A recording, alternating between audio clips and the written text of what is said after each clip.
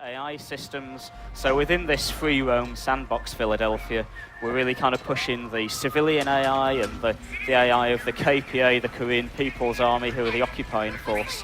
So it's very much about kind of setting up this sandbox and allowing the players to kind of sit back and observe the game systems at play.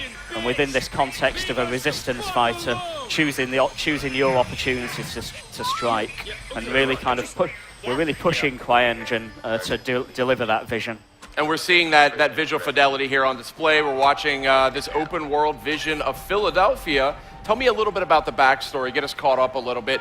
Obviously, Philadelphia here being occupied by a superior force. Yeah, so the year's 2029, so it's set 4 years after the events of the first game. And this is a mature occupation. So the KPA are in complete control of the United States.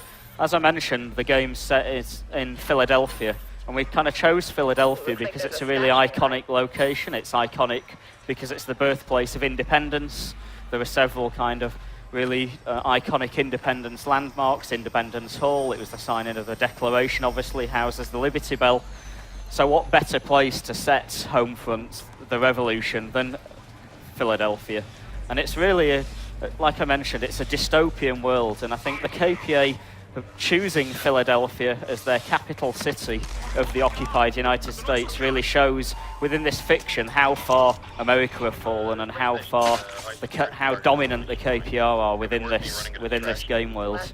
Now I know Homefront: The Revolution, it has this open world. It's definitely more of a hit and run approach. It's not, the first title had more of a corridor shooter mentality. So here we're seeing some of that.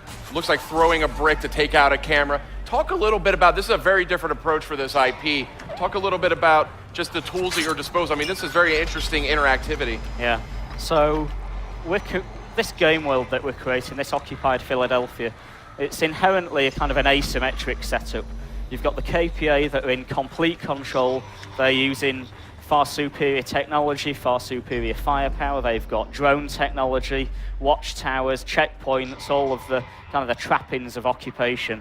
And the US civilians, the everyday guys, they've really got nothing. They're kind of scavenging, just trying to get by. Their food's rationed, power's rationed. So within that kind of asymmetric setup, how would you strike back? If you, as an everyday guy, how would you push back against such an overwhelming superior force? And to that end, you have to use guerrilla tactics. It's the only way that you can strike back, otherwise you'd be completely crushed. So in Homefront: The Revolution, we're really pushing guerrilla warfare. It's really the central pillar of the gameplay. And so to that end, we kind of saw in the footage that you're using guerrilla toolkit items. It's very much about scavenging everyday items and combining them in interesting ways. So we've got items like chemicals, batteries, containers, explosives. You combine these to create different guerrilla toolkit items.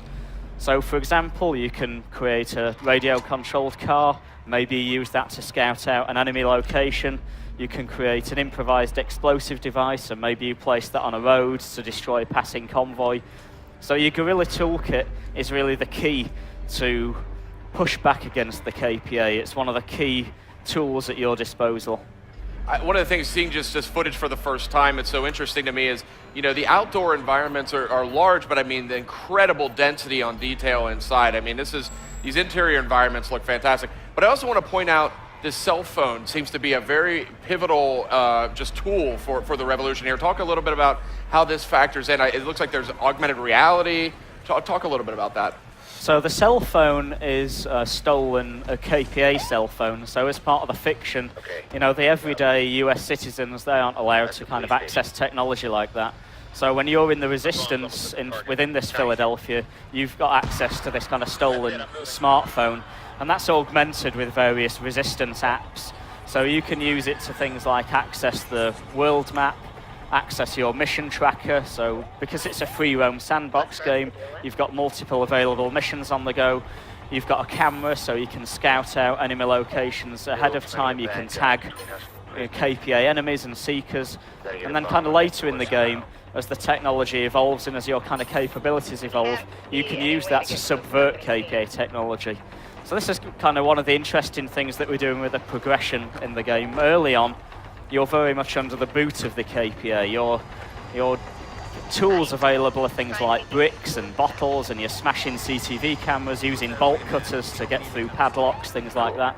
Later on in the game, you're very much using and subverting the KPA technology, which is where a lot of the smartphone functionality comes in. Now, we're almost out of time, but I do want to flag, I see like, you know, these call-outs for other, what I assume are teammates here. Tell me a little bit, is that a multiplayer element? Or? Yeah, so at E3 we're announcing that we're doing 4-player co-op.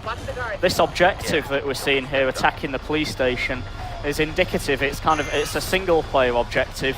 It's also an objective that you can tackle within the multiplayer co-op game mode. So here we're demonstrating how you and 3 friends can kind of team up to tackle these kinds of sandbox objectives within the open world, and each character kind of taking on their own role. It's really up to you as to how you tackle these objectives as a resistance cell. Very, very interesting stuff. That's Homefront: The Revolution. When can we look forward to playing this on PS4? So it'll PlayStation